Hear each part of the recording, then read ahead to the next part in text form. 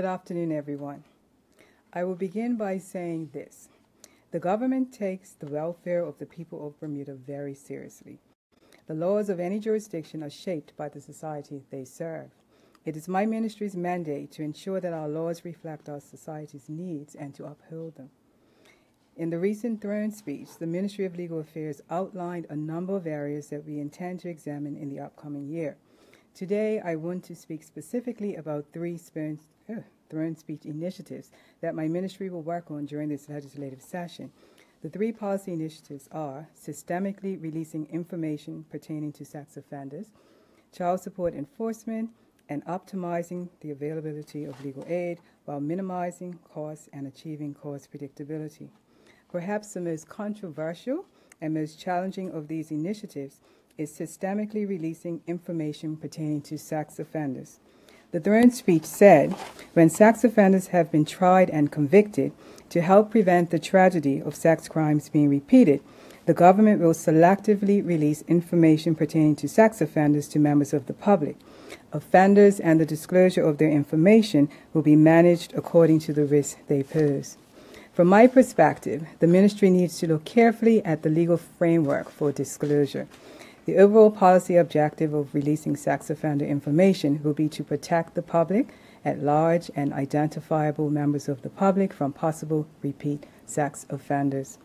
At the same time, victims should be afforded special protection from anxiety and public humiliation because in a small community, identifying sex offenders may inadvertently identify the victims.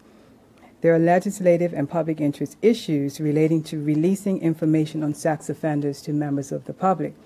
The government cannot do what some members of the public may see as an easy solution.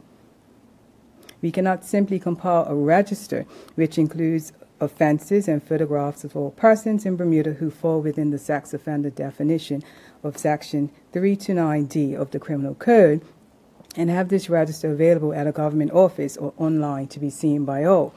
Let me be clear. Our laws would not permit this, and I believe it would not be in the interest of the public for such a complex matter to be given such a simplistic solution. The range and circumstances of these offenses are such that the most serious offenders will be identified differently from those that pose less danger to the public. There is another challenge. Data, for example, the age, gender, offenses, and reoffenses of sex offenders can help us form public policy. Our policy should be based on solid data, but at the moment we are challenged by multiple agencies collecting data rather than having one source of data. This is because each agency is looking for information specific to its area of operation. So an immediate challenge is to compile sex offender data so it is consistent and useful for policy development. Accordingly, my ministry will work closely with the Bermuda Police Service, Department of Corrections, Magistrates Court, and the Department of Court Services to collect useful data. A more responsive and effective system will then be devised to utilize the Protocol on Disclosure of Information Identifying Sex Offenders, compiled in 2008, to release sex offender information to individuals, groups, and to the public. This will protect members of the public and minimize reoffending by sex offenders. If there is a policy issue more challenging than releasing information on sex offenders, it would be enforcing judicial orders of child support payments. Almost everyone knows someone who is affected by this, and because it involves children and families, it is among the most deeply felt policy issues. From the throne speech, the commitment is to undertake a thorough assessment of the child support system to analyze the deficiencies of its enforcement measures to create new enforcement options. Access to alternative dispute resolution will be simplified so that a resolution is more quickly achieved for the child's benefit. The overall goal is to improve enforcement measures to minimize delinquency. It was further revealed in the throne speech that the amount of child support arrears are best estimated at $46,709,558.35 for 1,840 outstanding cases as at August 29, 2017. These figures are derived from the Family Support Accrual Arrears Report and other information provided by the Magistrates Court on August 30th, 2017. This means that there is an average of $25,385 earned per case. Said another way, this is the amount of money on average that a child or children attached to the case are deprived of. The overall policy objective is to minimize the number of children who are not receiving the benefits of child support payments. The statutory enforcement methods currently available, primarily under the Children Act, include warrant for distress and sale of goods, but this method isn't currently used, attachment of pension income, salary, wages, and garnishee debts owed to the defendant by a third party, surrender of passport or other travel documents so as to limit or prevent travel outside Bermuda, and imprisonment. This is usually after the court is satisfied that the person has willfully refused to make payments by the court order. Currently, the most successful methods of enforcement are regular phone calls and warning letters, attachment of earnings, committal to prison, or travel restrictions. There are two main challenges to overcome in order to improve this situation. One, there is the challenge with compiling accurate data as a result of transferring data from a flawed software system to a new one. Two, there is a shortfall in human resources needed to administer child support orders. I have been made to understand that there is currently only one enforcement officer, responsible for the administration of the entire 1,840 cases. That person is also handling administrative duties and substituting for the family support manager in his or her absence. This raises a glaring human resources shortfall in the system. Accordingly, the next steps are ensuring the accuracy of data, close examination of enforcement methods and infrastructure to improve outcome, examining the best utilization of alternative dispute resolution, assess the possibility of providing more resources to achieve more effective results, pursue more effective collaboration and reciprocal enforcement jurisdictions, and judicial prioritization of this issue. The last of the throne speech initiatives that I wish to speak to is that we will address as a priority the availability of legal aid, optimizing the availability while minimizing and maintaining costs. In short, that means better access to legal aid services with no further financial burden on the government. The legal aid scheme under the Legal Aid Act 1980 is a pillar of our justice system. It has remained a long-standing challenge to contain the scheme's costs while meeting the demand for access to legal services by those in need who cannot otherwise afford legal representation. To make the task even more challenging, that demand usually increases with economic decline. In keeping with data, and particularly a data-driven approach, during the 2011-12 fiscal year, the original legal aid budget was $1 million and was adjusted by the end of the year to $4,818,000. Subsequently, for each fiscal year up to 2016-17, the original budget to adjusted budget range was between $1,400,000 and $3,750,000. For the current 2017-18 fiscal year, $2 million has been budgeted to date. To achieve the policy objectives of eliminating this unpredictability and minimizing costs, the legal aid scheme will have to be restructured by amending the Act and allocating resources to allow for more cases to be dealt with by on-staff legal aid counsel. The further intent is to minimize more costly outsourcing. Some outsourcing will continue to be necessary, particularly to avoid conflict of interest with multiple defendants. It is estimated that the necessary measures will bring annual costs within the $2,500,000 to $3 million range. In closing, I intend to use accurate data and information to aid legal aid policy and legal policy development relating to all three of the initiatives. The overarching objective of these initiatives is to ensure the protection and well-being of affected members of our society, namely victims of sex offenders, children in need of financial support, and those unable to afford legal services. Thank you. Questions? Do you have any indication on what's the time frame of this $46.7 million? Because the throne speech didn't say. Is that like from the year 1 till now, or just in the last 5 years? Because that number's been increasing over the years. Absolutely. Some of the arrears go back as far as 1980. So we're talking about historic arrears. And you stated at some point in your statement that data has been being compiled in a flawed system. We've moved systems from an old technology to a new one. And in the transfer of data, what we find is that the collation doesn't distinguish between the new orders that are made and the existing arrears. And so when we achieve obtaining the data, you get one figure. So the actual figure may be higher or lower. So what we're looking at is to make sure that the system is putting out accurate data so we will know exactly what's owing. And you stated that there's only one enforcement person? In the Family Support Office. Has it always just been one? Yes. So what do you say to the general public that all this time, with arrears so big, you've had one guy handling almost 2,000 cases?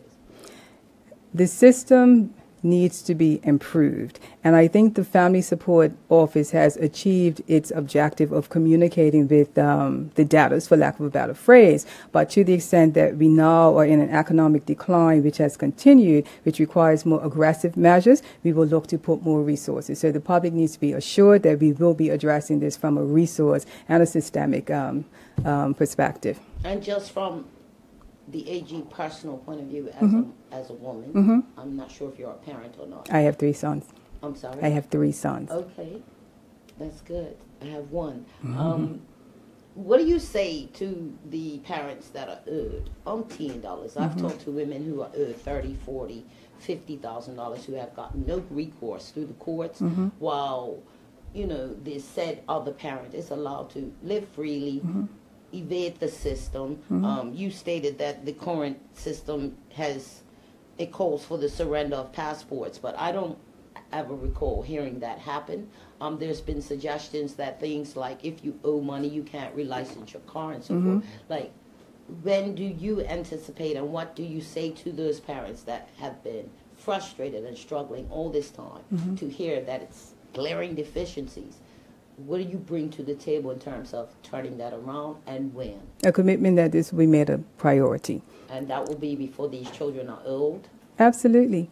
Because these things are sometimes historic, there have been children who have aged out of the system, and there are still orders that can be enforced. And so to members of the public, they need to bear with us. They need to communicate their concerns, and there is a liaison in the Child Support Office that deals with that, and communication is essential. So what we've done is try to balance the system of persons who can pay and won't pay, and address those who cannot pay for economic reasons. So that requires, when I talk about arbitration and more mediation and communication between the parents, those are the vehicles for that, so that there's an understanding on both sides, because this, of course, is a very emotional and acrimonious matter. And so what we're looking to do, as I said, is to prioritize it and put in place realistic measures once we understand the system and really look at what needs to be improved, because it's a very targeted approach. Just one final question. You said $46.7 million amounts to about roughly $25,000 a case. Yeah. Is that a clear indication to you that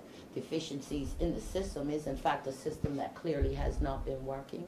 It has worked for some people, but not for others. And so when we look at the system as a whole, we're actually looking at the whole of the family law support in the country. So in addition to dealing with arrears, we're looking at all sorts of other methods that can, as I said, increase communication and have a better outcome for the parents and their children. Would you be employing more enforcement officers? If we find that there's a need to redirect resources in that regard, we certainly will consider it. But isn't it obvious there is a need? If you've got one, and you've got cases going back to 1980, you've got 46.7 million in arrears, and you still can't guarantee that you'll have more than this one poor person on the road. The person who's responsible for that is not exactly an enforcement officer. They are the person who communicates with the parent who is in arrears to ensure that there's a mechanism for them to communicate and come in and make a different arrangement if necessary. The enforcement is done by bailiffs and communication between the different departments. For instance, if we need to stop travel, that's the communication that goes directly to immigration. In terms of licensing cars, there's a cross-ministry collaboration. So naturally, we have the bailiffs to do their role, but in terms of enforcement officers, there is no how can I put it? There's no team that's out there enforcing with enforcement officer shirts on. It's just this one person. There's one administrative person who is managing the arrears at this time. And do you think there will be more administrative persons? If the need arises, and one thing we're strong on is properly assessing the situation. We're not going to have a knee-jerk reaction and put finances and resources to a problem until we understand the root of the problem and what will be best to cure it. Good afternoon. Hi. I don't know why I need this thing really. If I could go to regards to the sex offender register for a second. Essentially in the throne speech it said that information would be released according to risk that individuals pose. I'm wondering if you could elaborate on who would be making that assessment and what the criteria for that would be based on. Sure. The assessment will be made by myself, having received a risk assessment from the Department of Corrections, and my obligation is to consult with the Commissioner of Police. And the protocol surrounding disclosure allows me to assess the risk posed to individuals or members of the public at large, and notification will be based on an assessment of the public interest in disclosure. So ultimately, you have that. Yes. Okay. And it will be done on a case-by-case basis. Now, you mentioned that there was, I guess, legal constraints on the creation of a database, so to speak, for this. Any ideas on how this information may be made available to the public then? Sure. When we look at the protocol that was established in 2008, we're now in 2017. And so the nature of the offenses has even changed. The community communication has changed, and so in reviewing the protocol, I will determine the best disclosure methods, and that will be revealed through further communication with the media and the public. How will the potential for acts of vigilantism be mitigated? Okay, the protocol starts from non-disclosure. You have to have a reason to disclose, and so the Act facilitates different forms of that. Okay, we will not have at this stage a register. And understand the police themselves have a record which they keep, and I think there's been some lack of understanding in terms of what is and what exists. Is that the police actually have a record of every sex offender and all the details. Okay, what we will do, depending on the risk, is, as I said, determine the level and extent of disclosure in terms of each individual. Jumping to the child support issue, if I could. You mentioned in response to my colleague's question, correct me if I'm wrong, that total amount of money, roughly $47 million, goes back in some cases to the 1980s. Is there any idea on how much of that money can be expected to be at some point in the hands of those it belongs to? I mean, what fraction of that amount is kind of just at this point lost, and what it is going to be required to be paid? As we go through the system and look at the data, the orders that are spent will obviously be removed from their figures. So we're now in a process of making sense of the data and making sure that we have an accurate, up-to-date figure. Okay. Nobody's touched on legal aid yet. Sorry, can I just ask a question about the sex offenders register a second? What evidence have you got that having a register reduces crime? A lot of the academic research I've got here seems to indicate that it increases it. This is a professor from a university in the US in Michigan. All else being equal, publicly revealing the identity and criminal history of a released offender seems to increase the likelihood of his returning to crime. Have you done any statistical-based evidence on it? No, but one of the fears that surrounds, or concerns that surrounds disclosure, is that the offender will be driven underground, that there's a possibility of them reoffending because they become marginalized by society. And so we will be very selective in terms of who information is actually disclosed about. And so what is really important is the risk assessment. Okay, and so the risk assessment and the psychological and social assessment that's done and provided to the Commissioner of Corrections will really inform a lot of this subject matter. Okay, so it won't be all sex offenders then. It will just be a absolutely. We have to look at who poses the greatest risk to the public. Yeah. Do you have an idea what the proportion will be, or is it too early to say? No, it's too early to say. That's Yeah.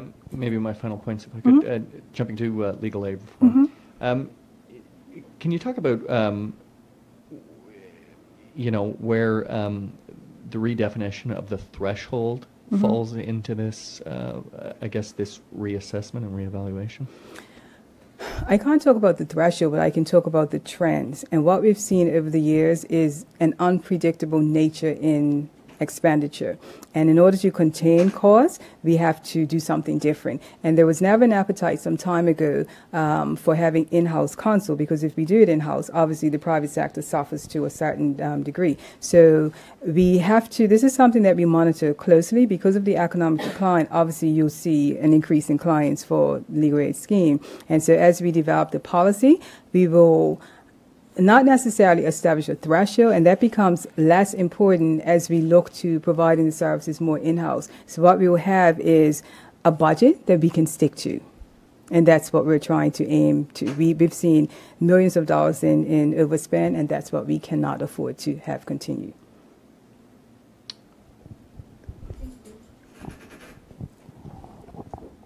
Any further questions? When you say millions of dollars in overspend, was that because of things like a spike in gun violence, and like, do you know what that's more attributed people? to? Yeah, we've had, obviously, years ago we had the spike in the violent crime, and we had multi-defendant cases. We also saw that, again, with the economic decline, we had more users of the system, and obviously that translates into more expenditure for legal fees. And just one final question. This was way before your time under, I believe, the first PLP administration. There was a judicial family court review done by former puny Justice Wade Miller. As far as I can tell, that report sat on the shelf and nothing has happened. So what do you say to the public with regards to confidence in something actually happening, that they'll see the light of day on this ongoing child support arrears thing? We can say all sorts of things and make all sorts of promises, but what the public will see is action. And you'll know that our mandate for this government is to look at our families and to make sure that social justice is achieved. And so you can expect that these things will be made a priority, and you can expect that we will report on our progress. You can expect that we will identify problems that we're having, and that we will make it a priority to change the nature of the subject matter so that it's more positive for our families.